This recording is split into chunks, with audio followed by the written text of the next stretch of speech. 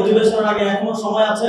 আপনারা সংবিধান সংস্কার পরিষদের শপথ দিয়ে আপনারা প্রমাণ করুন যে আপনারা বাংলাদেশের জনগণের পক্ষে এবং গণভোটে যে 70% জনগণ বিপুল ভোটে হ্যাঁ ভোটে জয়ী করেছে, তাদের প্রতি সম্মান রেখে তাদের সাথে প্রতারণার আশ্রয় না নিয়ে আপনাদেরকে আমাদের আহ্বান থাকবে, আপনারা সংবিধান সংস্কার পরিষদের শপথ গ্রহণ করবেন। পবিত্র রমজানে এভাবেই আপন হয়ে উঠুক সবাই ইসপির আপন করা স্বাদে। ইসপি আপন করা স্বাদ। বাংলাদেশকে ফলো করে গণঅভ্যুত্থান হয়েছে, জেনজি রেভলিউশন হয়েছে, কিন্তু এই তরুণ শক্তিকে যথাযথভাবে দেশের জন্য, দেশের অর্থনীতির জন্য, দেশের সার্বিক উন্নয়নের জন্য কাজে লাগানোর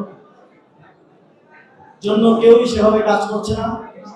জাতীয় যুব শক্তি শুধুমাত্র অন্যান্য দলের যুব সংগঠনের মতো ম্যান পাওয়ারের সোর্স না হয়ে বুদ্ধিভিত্তিক রাজনীতি, তরুণদের সমস্যা সমাধান, বেকারত্ব নিরসন, ডেমোগ্রাফিক ডিভিডেন্ডকে কাজে লাগানোর মতো গুরুত্বপূর্ণ পলিসির দিক থেকে রাষ্ট্রকে, দেশকে সহায়তা করবে, বাংলাদেশকে এগিয়ে নিয়ে যাবে, সেটা আমাদের প্রত্যাশা থাকবে।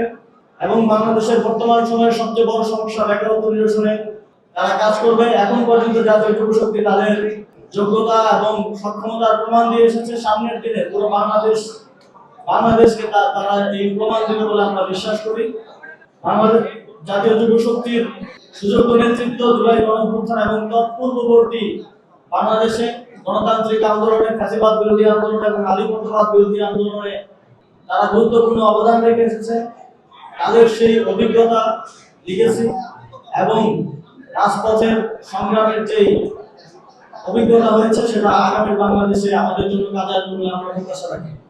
বন্ধুগণ, আমরা দেখছি যে সংস্কারের জন্য, যে নতুন বাংলাদেশের জন্য বাংলাদেশে প্রায় 2000 আমাদের ভাই বোনেরা শহীদ হয়েছেন, প্রায় 30,000 আমাদের সহযোদ্ধারা আহত হয়েছেন, কেউ হাত হারিয়েছেন, পা হারিয়েছেন, চোখ হারিয়েছেন। নতুন সরকার এসে তারা শপথ গ্রহণের আগেই সংবিধান সংস্কার পরিষদের শপথ না নিয়ে এই ত্যাগ, এই চেষ্টাকে, এই গণতন্ত্র পুনরুদ্ধারের চেষ্টাকে, নতুন বাংলাদেশ গড়ার চেষ্টাকে বিজ্ঞানগুলি দেখিয়েছে। আমরা তাদের প্রতি আহ্বান জানাতে চাই, অধিবেশনের আগে এখনো সময় আছে।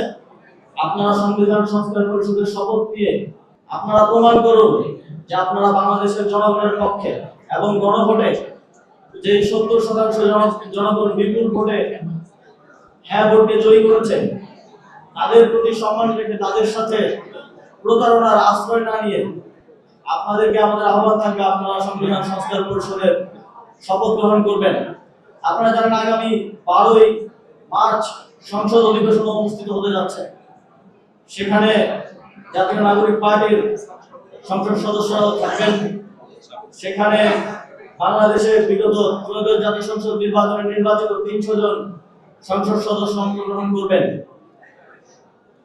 যেই দলেরই হোক, আমরা জানি এই সংসদ সদস্যদের অধিকাংশই জুলাই গণঅভ্যুত্থানের রাজপথে ছিলেন, নানাভাবে সহযোগিতা করেছেন।